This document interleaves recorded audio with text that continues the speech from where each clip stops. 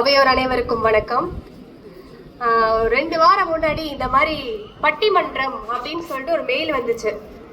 நவீன இந்தியாவில் சுதந்திரம் பாதுகாக்கப்படுகிறதா இல்லைன்னா பேச போறேன்னு ஃபர்ஸ்டே முடிவு பண்ணிட்டேன்.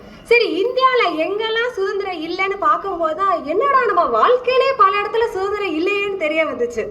இப்படிதான் ஒரு நாள் லைஃப் ரொம்ப டைட்டா போயிட்டு இருந்துச்சு. சரி, நம்ம கேர்ள்ஸ் எல்லாரும் சேர்ந்து ஒரு கேர்ள்ஸ் ட்ரிப் பிளான் பண்ணலாம் அப்படின்னு நாங்கள் எங்கே பிளான் பண்ணோம், தாய்லாந்து பிளான் பண்ணோம். அப்புறம் தான் தாயானதுக்கு அப்புறம் உனக்கு என்ன தாய்லாந்து வேண்டி கிடக்குதுன்னு சொல்லிட்டு அங்கேயே எனக்கு ஒரு செக் பாயிண்ட் வச்சுட்டாங்க. இவங்கள சொல்லி டெசிஷன் நல்லது தானே, இடம் தான் தப்பு நினைக்கிறேன். அவங்கள சொல்லி ஒன்றும் குத்தம் இல்லை, நம்ம நாடு அப்படி இருக்கு, என்ன பண்றது. நீங்க ஒரு 10 வருஷமா நீங்க பாத்தீங்கன்னா இன்ஸ்பிரேஷனல் மூவிஸ் நிறைய வரும். அக்னி சிறகே அப்படின்னு, ஆசைப்பட்டா மட்டும் பத்தாது, அடம் பிடிக்க தெரியணும் அப்படின்னு சொல்லி நிறைய டைலாக். அதே அடத்தை நீங்க வீட்டுல புடிச்சீங்கன்னு வச்சுக்கோங்களேன், சோழி முடிஞ்சிருச்சு.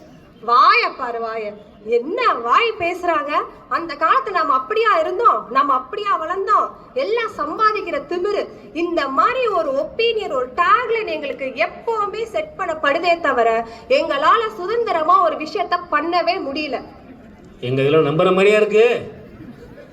நடுவர் அவர்களே, உங்க வீட்டுல ஏதாவது நீங்க வாங்கணும்னா ஃபர்ஸ்ட் என்ன பண்ணுவீங்க? ஒரு சேரோ டேபிளோ நீங்க வாங்கணும். முதல்ல நான் வீட்டுல திட்டு வாங்குவேங்க. அது ப்ரையாரிட்டியான விஷயம் தான். இப்போ ஒரு சேரோ டேபிளோ வாங்கணும்னா நவீன இந்தியால ஆன்லைன் ஷாப்பிங்லாம் வந்துருச்சு.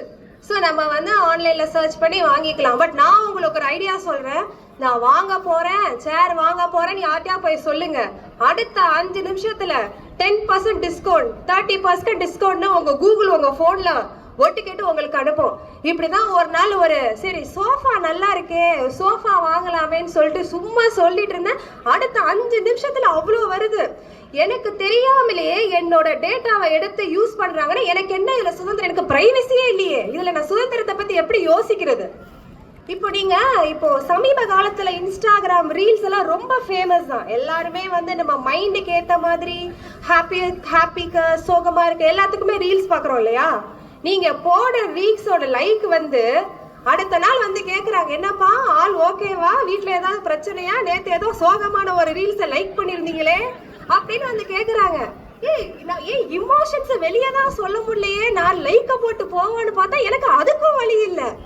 லைக்ல வீட்டுக்குள்ளே போடுறீங்க, போடுறதே சோஷியல் மீடியால. சரி, இந்த படையப்பா ரீரிலீஸ் ஆச்சுல்ல, நிறைய பேர் பார்த்திருப்போம். கெத்தா ஸ்டைலா இருந்த படையப்பாக்கு வசுந்தராவை கல்யாணம் பண்றதுக்கு நீலாம்பரின்னு ஒரு பெரிய பிரச்சனை இருந்துச்சு. ஏன்னா அண்ணால இருந்து இந்நாள் வரைக்கும் பிடித்தமான வாழ்க்கையை தேர்ந்தெடுக்கிறதுக்கே சுதந்திரம் இல்ல. லவ் மேரேஜ் பண்ணா லோ 4 தான் ஆகணும். கரெக்ட் தானே? நீங்க சொன்னா சரியா தான் இருக்கும்.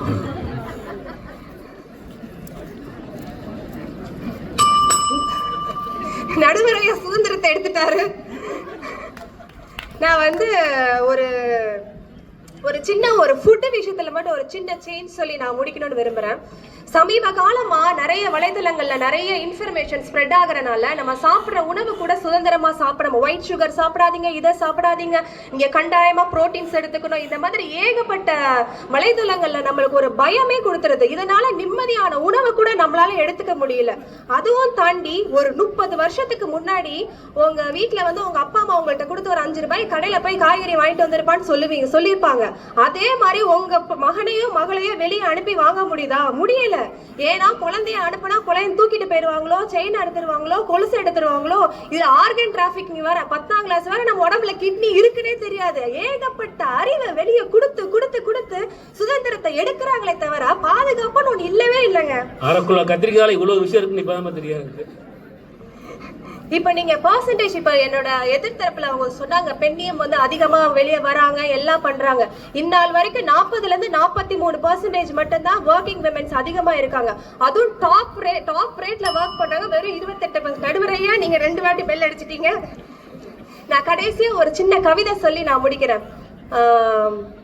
எனக்கு பிடித்ததை நான் செய்வது சுதந்திரம் அல்ல, எனக்கு பிடிக்காததை நான் செய்யாமல் இருப்பதே சுதந்திரம் என்று சொல்லி நவீன இந்தியாவில் சுதந்திரம் இன்னும் பாதுகாக்கப்படவில்லை என்று சொல்லி என் உரையை முடித்துக் கொள்கிறேன். நன்றி, வணக்கம். அருமை அருமை. என்ன சொன்னீங்க? எனக்கு பிடிச்சத